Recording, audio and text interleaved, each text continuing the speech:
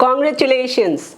आप सोच रहे होंगे कि मैं आपको कॉन्ग्रेचुलेट क्यों कर रही हूँ, क्योंकि आपने अपने सेल्फ डेवलपमेंट के लिए पहला स्टेप जो ले लिया है।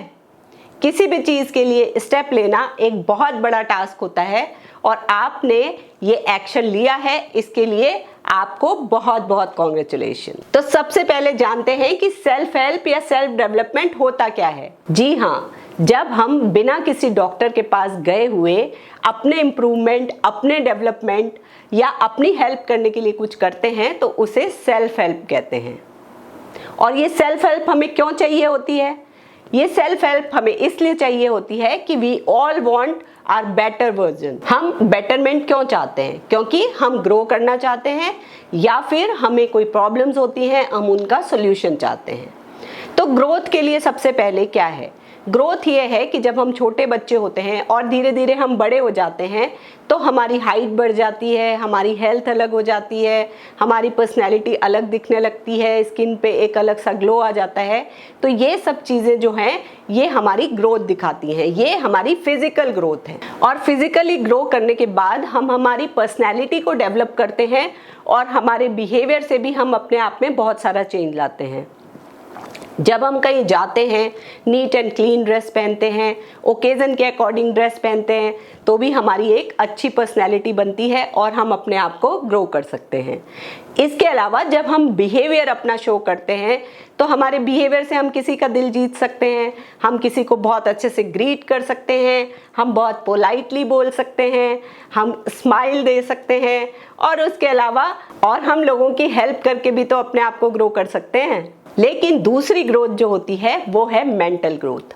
तो मेंटल ग्रोथ क्या होती है? ये जब हम पैदा होते हैं और जिस दिन तक हम मरते हैं उस दिन तक हम ग्रो करते रहते हैं और इस ग्रोथ की नीड हमारे माइंड को बहुत ज़्यादा होती है। एक्चुअली इसी ग्रोथ को हम बोलते हैं असली ग्रोथ और इसी से हम अपना सेल्फ डेवलपमेंट करते हैं। और इस मेंटल ग्रोथ में हमारी थॉट्स का बड़ा रोल है। यही थॉट्स हमारी प्रॉब्लम्स का भी रीजन है और यही थॉट्स इसका सोल्यूशन है। तो इस थॉट्स को ऐसे समझें जैसे कि एक बड़ा सा मेसी रूम है और उस रूम में सारी चीजें अलग अलग बिखरी हुई हैं। अब यदि वो ऑर्गेनाइज नहीं होगा, जब वो बड़े से मेसी रूम में हम जाएंगे तो ना तो हमें वहाँ कोई कंफर्ट मिलेगा और वहाँ पे हम बहुत सारी अपनी एनर्जी वेस्ट करेंगे, अपना टाइम वेस्ट करेंगे।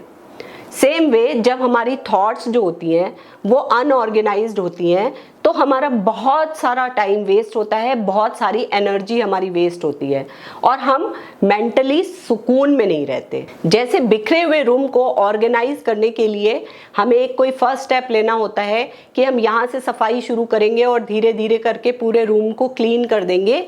सेम वे हमें हमारे थॉट्स को भी बिल्कुल ऑर्गेनाइज करना पड़ता है और एक पहला स्टेप लेना पड़ता है। तो वो पहला स्टेप क्या है? वो पहला स्टेप है आप अपने आप को शेड्यूल करें। वो पहला स्टेप है जिसमें आप अपने आप को शेड्यूल करेंगे, अपना एक टाइम टेबल बनाएंगे। तो वो टाइम टेबल बनाने के लिए सबसे पहले आप एक फिजिकल पेपर लें और उस पे पेन से अपना एक टाइम टेबल बनाएं, अपना एक शेड्यूल लिखें। और अगर आप पेन पेपर पे नहीं लिखना चाहते तो आप फोन की टू डू लिस्ट में भी लिख सकते हैं। तो सबसे पहले आप लिखें कि आप कितने बजे उठेंगे।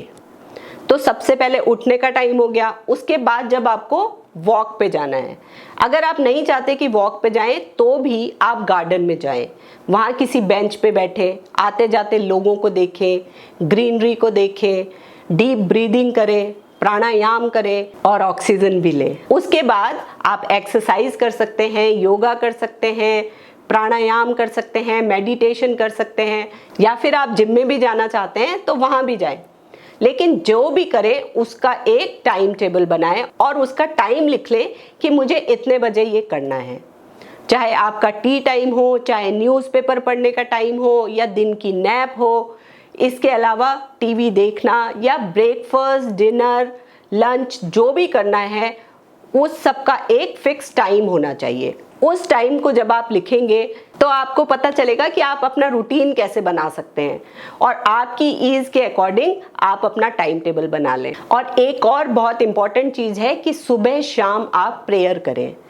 चाहे तो अपने घर के पास के किसी भी मंदिर, गुरुद्वारे, मस्जिद या चर्च में जाएं अगर वो पॉसिबल नहीं है तो आपके घर पे जो वर्शिप प्लेस है वहां पे ही रूटीन बनाकर सुबह और शाम अपने रिचुअल्स करें।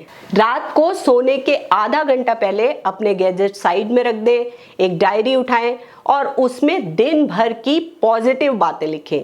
याद रखें, केवल पॉजिटिव बातें लिखें और ईश्वर को धन्यवाद दें और सो जाएं। अब ये शेड्यूल आपने बना लिया तो आप सोचेंगे इसमें स्पेशल क्या है। इसमें स्पेशल है कि आपको इसे करना है और सबसे पहले 21 डेज का टारगेट बनाएं और 21 डेज का जब टारगेट आपका पूरा हो जाए तो इसको 90 डेज तक एक्सटेंड कर दें। ये साइंस भी कहती है कि जब आप 90 डेज तक किसी चीज को करते हैं तो वो आपकी हैबिट बन जाती है और ये हैबिट आपकी जिंदगी बदल देगी, इस बात की मैं गारंटी लेती हूँ। मुझे ईश्वर ने प्रेरणा दी है कि मैं आप सबकी हेल्प करूं, तो आप मुझ पे ट्रस्ट करें और अपनी जिंदगी बदलें। और इसी के लिए जब सेकंड स्टेप आप लेंगे तो वो नेक्स्ट वीडियो में हम मिलेंगे और आपको मैं एक नई चीज बताऊंगी जो आपके सेल्फ डेवलपमेंट में, सेल्फ इंप्रूवमेंट में आपकी हेल्प करेगी। और आप मेरे चैनल को सब्सक्राइब करना मत भूलिए, बेल आइकन दबाना मत भूलिए, जिससे आपके पास नोटिफिकेशन आ जाए और आप वीडियो मिस ना करें। तो आप जरूर इस जर्नी को कंटिन्यू रखें और अपनी हेल्प करें, अपने आप का एक बेटर वर्जन बने।